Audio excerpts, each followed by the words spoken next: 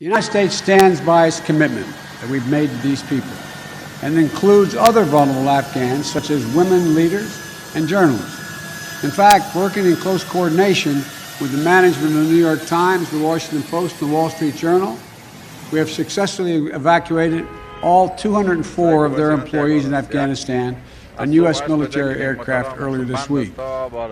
We've established the flow of flights, and we've increased the number of people we're moving out of the country.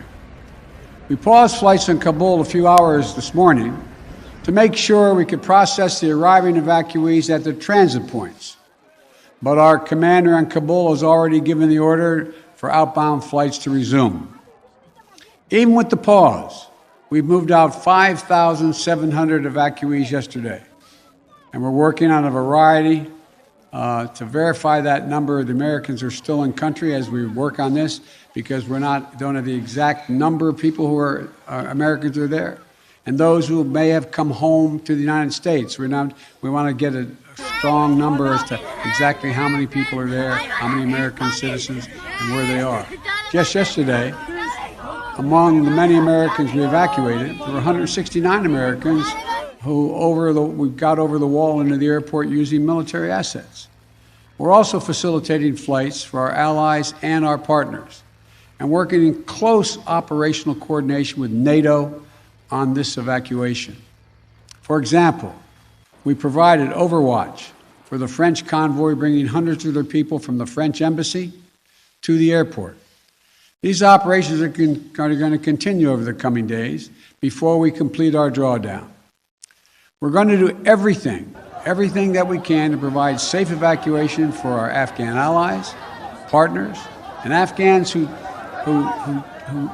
might be targeted because of their association with the United States. But let me be clear. Any American who wants to come home, we will get you home. Make no mistake, this evacuation mission is dangerous and involves risks to our armed forces, and it's being conducted under difficult circumstances. I cannot promise what the final outcome will be, or what it will be, that it will be without risk of loss. But as Commander-in-Chief, I can assure you that I will mobilize every resource necessary. And as an American, I offer my gratitude to the brave men and women of the U.S. Armed Forces who are carrying out this mission. They're incredible. As we continue to work the logistics of evacuation, we're in constant contact with the Taliban, working to ensure civilians have safe passage to the airport. We are particularly focused on our engagements on making sure every American who wants to leave can get to the airport. Where we have been seeing challenges with Americans for Americans, we have thus far been able to resolve them. We've made clear to the Taliban that any attack on our forces or disruption of our operations at the airport will be met with swift and forceful response. We're also keeping a close watch on any potential terrorist threat at or around the airport, including from the ISIS affiliates in Afghanistan who were released from prison when the prisons were emptied. And because they are, by the way, make everybody understand that the ISIS in Afghanistan have been the sworn enemy of the Taliban. I've said all along, we're going to retain a laser focus on our counterterrorism mission, working in close coordination with our allies and our partners, and all those who have an interest in ensuring stability in the region. Secretary Blinken is with me today, met this morning with our NATO allies in consultation about the way forward, so that Afghanistan cannot be used in the future as a terrorist base to attack the United States or our allies. For 20 years, Afghanistan has been a joint effort with our NATO allies. We went in together, and we're leaving together. And now we're working together to bring our people and our Afghan partners to safety. In the past few days, I've also spoken directly with the British Prime Minister, Mr. Johnson, Chancellor Merkel of Germany, and President Macron of France. We all agreed that we should convene, and we will convene, the G7 meeting next week a group of the world's leading democracies, so that together we can coordinate our mutual approach, our united approach on Afghanistan and moving forward. We are united with our closest partners to execute the mission at hand. We've also discussed the need to work with the international community to provide humanitarian assistance such as food aid and medical care for refugees who have crossed into neighboring countries to escape the Taliban, and to bring international pressure on the Taliban with respect to the treatment of Afghan people overall, but including Afghan, particularly women and girls. The past week has been heartbreaking. We've seen gut-wrenching images of panicked people acting out of sheer desperation. You know, it's completely understandable. They're frightened, they're sad, uncertain what happens next. I don't think any one of us can see these pictures and not feel that pain on a human level. Now we have a mission to complete in Afghanistan.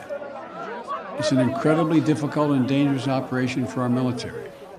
We have almost 6,000 of America's finest fighting men and women at the Kabul airport.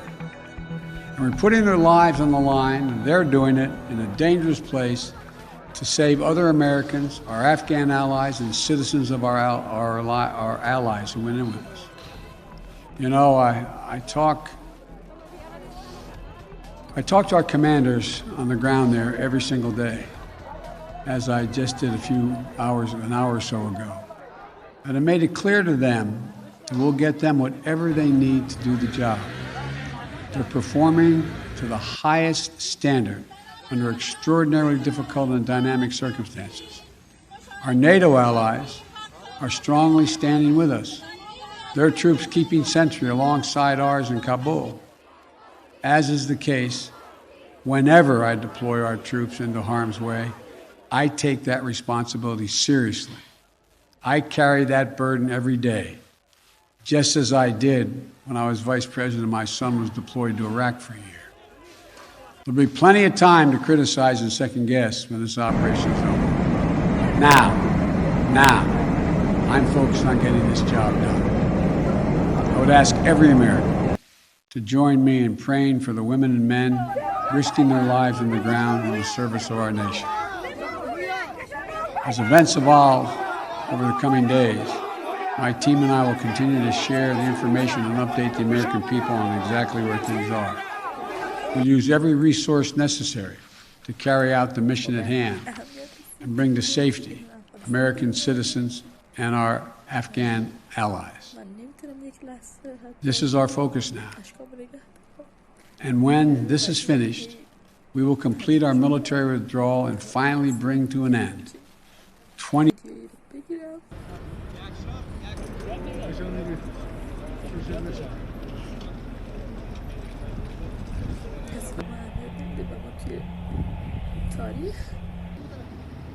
تاریخ هم